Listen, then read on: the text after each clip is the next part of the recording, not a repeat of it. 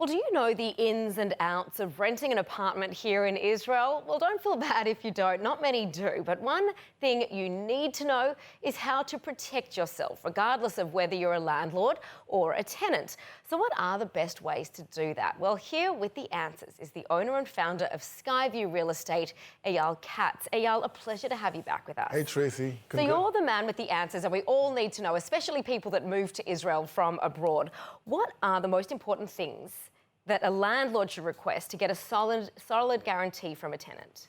When it comes to renting your flat, you can't secure yourself in 100%, but you should take precautions. There are three things you need to take into consideration.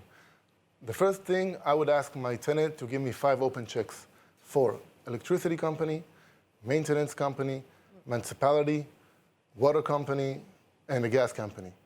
Open checks, he needs to write only the name of the company and the signature. Mm-hmm. In that case, if he didn't pay one of the bills, I can take that check, fill in the amount and the date, and pay with that check.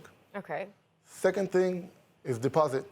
I'm looking to get from my tenant between 1 to 3 months deposit. So if I'm renting my flat for 5,000 shekels a month, I'm looking to get between 5,000 to 15,000 shekel deposit. The deposit could come at 4 ways: either cash, a bank's check, a bank guarantee, or a regular check that you cash.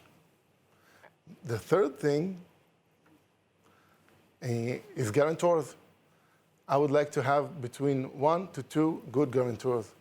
What is a good guarantor? If a husband and wife are renting the flat, don't let the husband sign the contract and the wife to be the guarantor. Right. Okay. You should ask like for a co-worker. Okay, so it doesn't stay within the family. Yeah, or close family or a friend. Yeah. And then I have to ask, because this is of course what the landlord can ask for, but then the renter, what can they do, the renter or the tenant, to protect themselves?